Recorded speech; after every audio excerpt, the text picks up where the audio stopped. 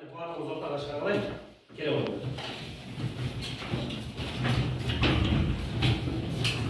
Бастамас бұрын бір-бірімізге жақсы көңіл күй тілеп алайық.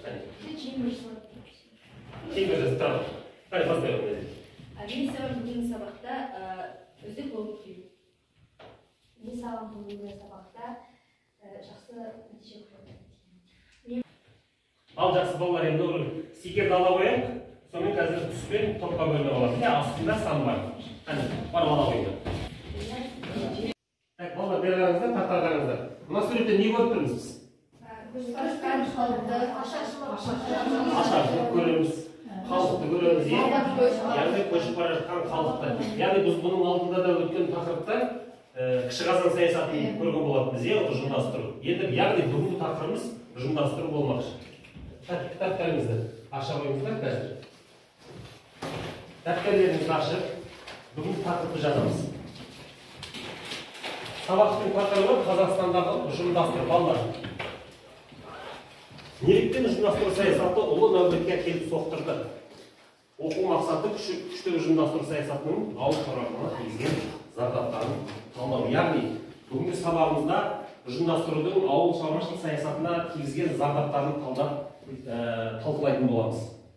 Бағалау критерий бүгінгі біз күшті ұжымдастыруды Қазақстан шаруашылығына тигізген әсерін білеміз. Ұжымдастырудың ауыл шаруашылығына тигізген зардаптарын талдап, салдарын анықтаймыз. Және де демографиялық өзгерістердің себептері мен салдарын қолдана білетін боламыз. Ұжымдастыру Қазақстан жерінде қалай өтті? Ұжымдастыру саясаты жайлы не білесің? Қазақстан тарихындағы келеңсіз оқиға. Жаңа видеоны көрдік, енді видеодан не түсіндіңіздер, не көрдіңіздер? Қане, біреулеріңіз тұрып айта қойыңыздар. Айта қойыңыздар. Мен видеодан түсінгенім, бұл ұжымдастыру коллективінің жоспары бойынша біздің мал шаруашылығымызда қазақтың мал шаруашылығын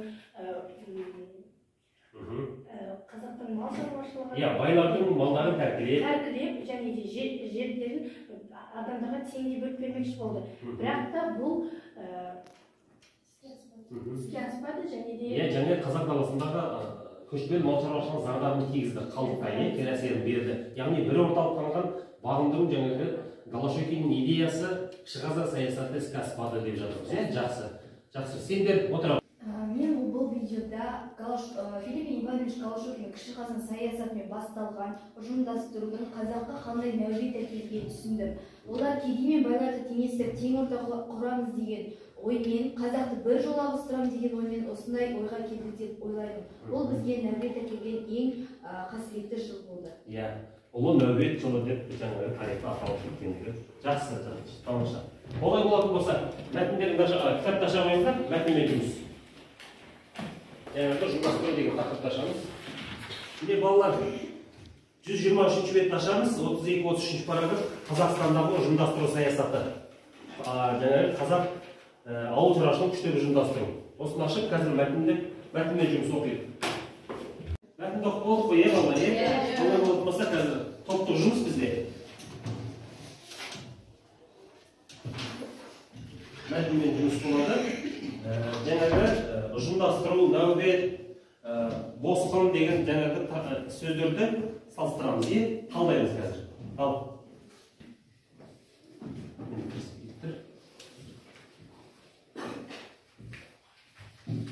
Жұмыс жаза береміз. Жылы жарияланған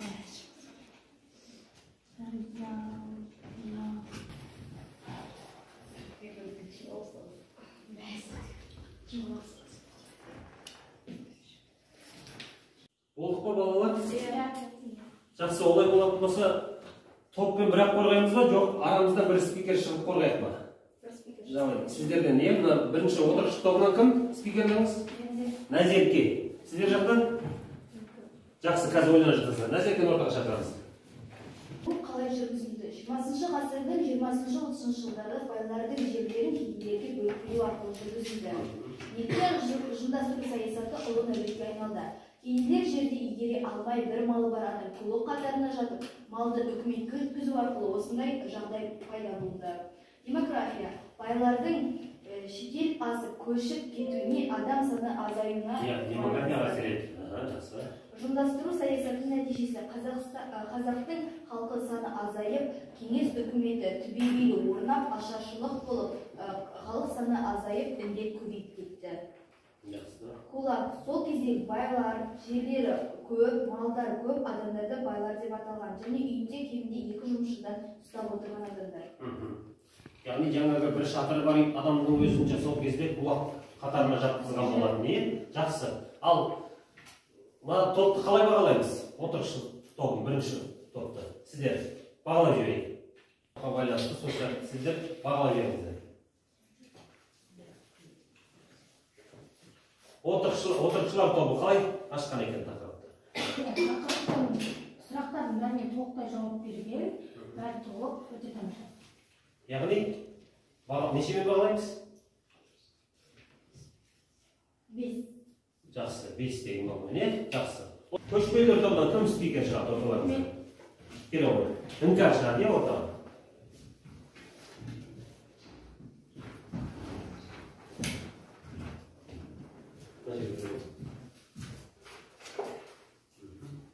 Ұжымдастыру. Жеке шаруа қожалықтары ұжымдастыруға біріктіру үдерісі. Калашников жоспары. Дәулет жылдарының демографияға қаншалықты әсері болды. Халықтың көшіп кетуі, ашаршылық, аурулардың пайда болуы. Қосшы, мал жоқ, кедей шаруа. Босқындар, көшіп кеткен адамдар ашаршылықтың салдарынан аурулардың пайда болуынан. 1920 жылы жариялаған мақала. Ұлы Бекбұрыш жылы мақаласы жарияланған. Бұл кезде шаруаның дербес жеке шаруашылықтарынан күйретілді. Шаруашылықтардың күйретілуі, жеке шаруашылықтардың ұжымдастыру саясатының тигізген зардаптары деп айтамыз. Жақсы, жарайды, тамаша. Көшпелілер тобын, отырықшылар тобын қалай бағалаймыз? Ескертпеға сүйеніп отырып, қалай барлығы ашылды ма тақырып? Біз көшпенділер тобын ең жоғары 5 деген балмен бағалаймыз. Өйткені олар барлық сұраққа дұрыс жауап берген және нақты жауап берген үшін 5 деген бал қоямыз. Жақсы, тамаша. Ендігі келесі тапсырма, жұптық жұмыс болады, екі-екіден жұптаса қаламыз, е? Қатар-қатар отырған бала екі-екіден жұптаса қалайық. Кім шынар жанында аяуламен, е?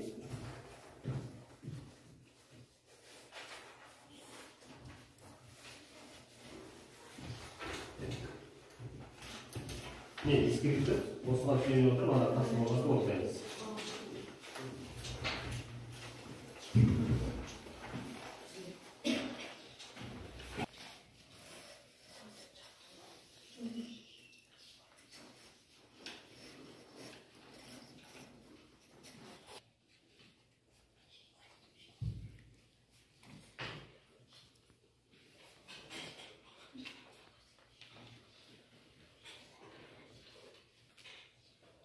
Болды ма балалар?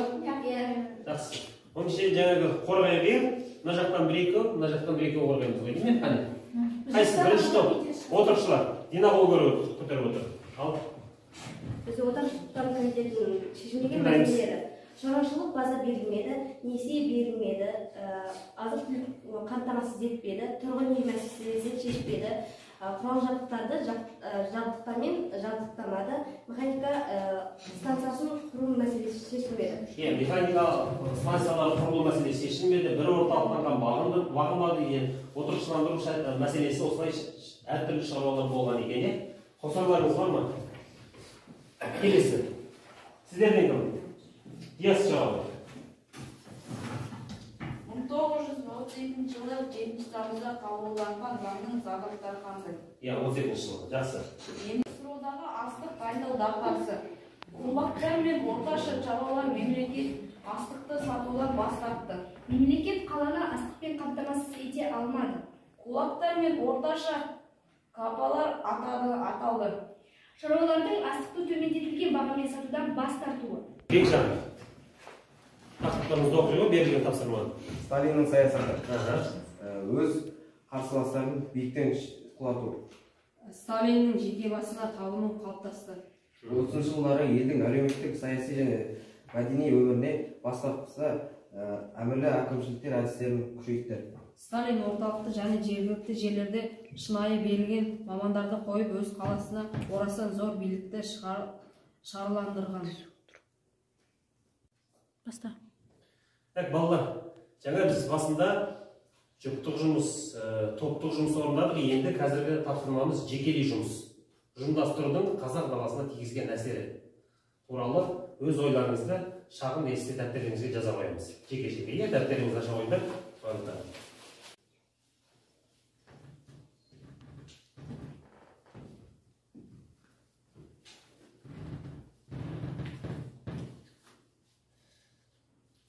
Болдық па балалар?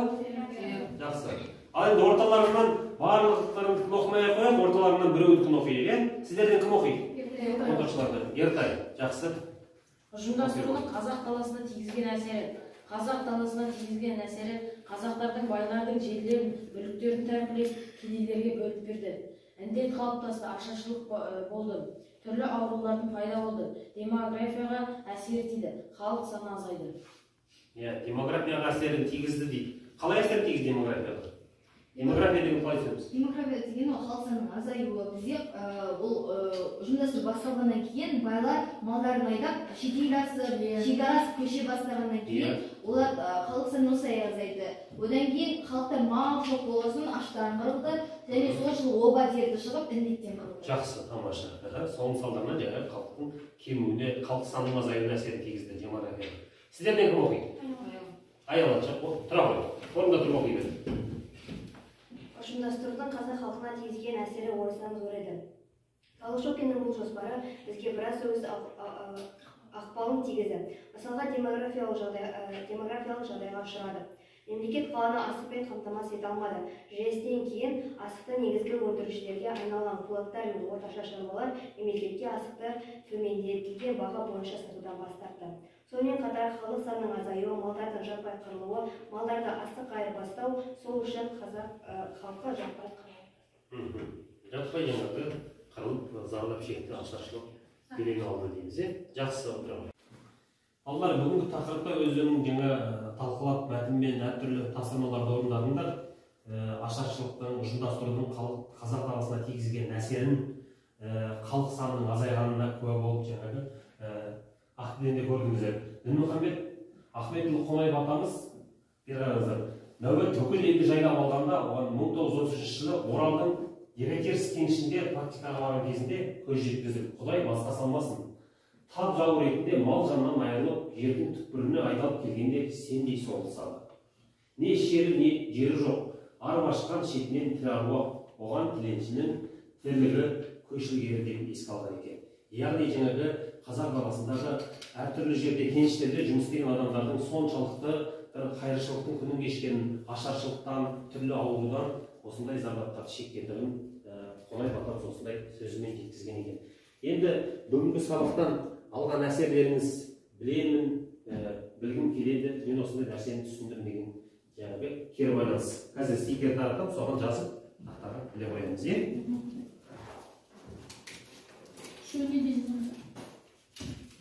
Жоқ, осыған жазасыз. Сіз бүгін тақырыпта не білдіңіз? Осы бір неге?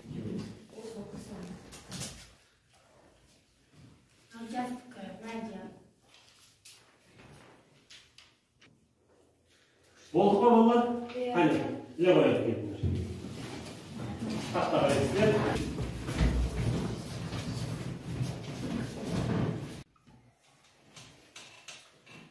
Жақсы балалар, бүгін сабақ түсінікті ме?